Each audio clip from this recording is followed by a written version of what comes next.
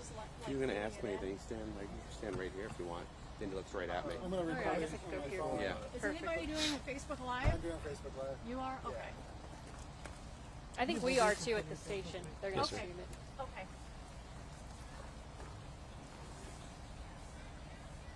Nope, I tried.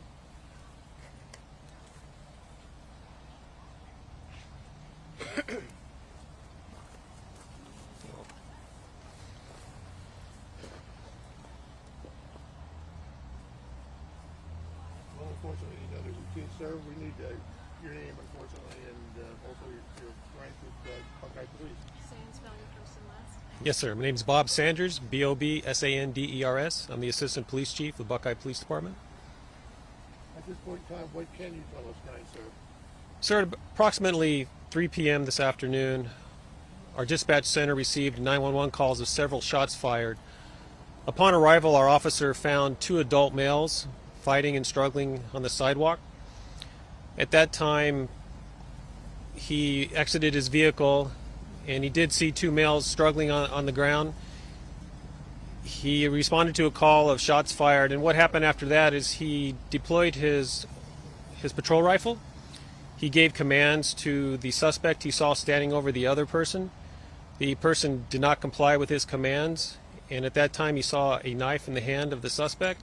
The suspect refused to drop the weapon, and the officer fired to defend the person on the ground. We're hearing rumors about what is the relationship between the suspect / victim and the other victim. Is it a father-son relationship, sir? The early facts of the case are that they are related, father-son. However, our detectives are still trying to confirm that and make the proper notifications.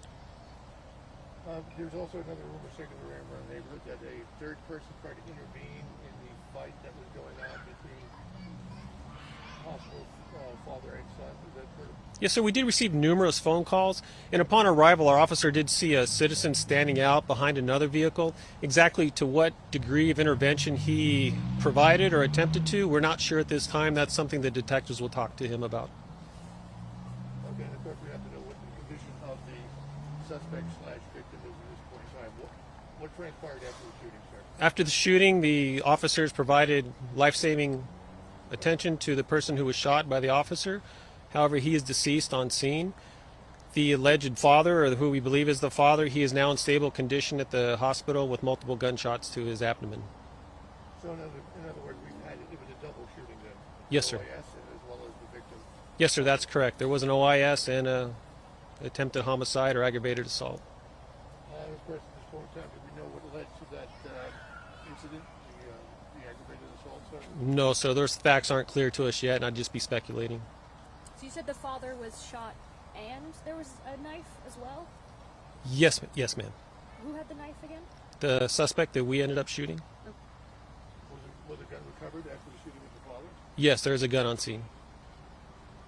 Can you talk about the weapon officers used and the weapon that the suspect had?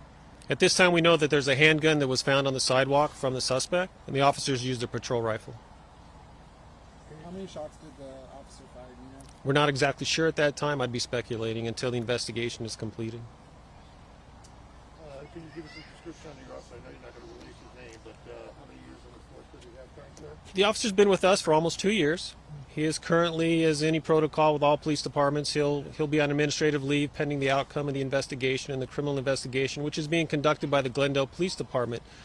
Approximately a year ago, the West Valley Police Departments entered into an IGA, we call it. It's an agreement where, for transparency's sake, outside agencies come in and they conduct a criminal investigation. So it's Glendale's turn to come out and investigate our officer-involved shooting. And at that time, we will review the report, and as protocols dictate, it will be sent to the Maricopa County's office for review. Do we have any ages of the suspect / victim? We have a few different ages, so I can't speculate right now and give you the exact ages of the adults. But they are both adults, both over the age of 18? Yes, they are. Just clarifying, those suspects outstanding, everyone's either in the hospital or is deceased? Yeah, no one is outstanding at this time. Everybody is involved has been contacted and interviewed. The community is safe, and it's a very traumatic event, especially during the holidays this time of year. It's traumatic to the neighborhood, as you can see. It causes a lot of anxiety. Our officers and the officer who's involved in the officer-involved shooting, he'll receive mental health services, whatever he needs to get through this. And any of the family members will also receive, because we do have a victim here, and they will be provided victims assistance. Is this a normal police response for any kind of officer-involved shooting, or can you kind of characterize the manpower used to respond to this? Normal, yes. This is how we respond. It's pretty standard protocol and operating procedures.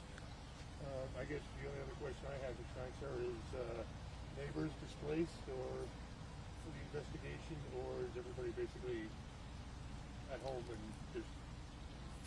Fortunately for the neighbors, we've been able to secure the crime scene. So as any standard protocols and detective procedures, if someone needs to leave, like we did have some neighbors who needed to go to the airport, we made sure that we got their names, interviewed them, and escorted them out of the scene. So everything is locked down and secure, so we have a thorough investigation. How much longer will you guys be out here tonight? My past experience, 10 hours.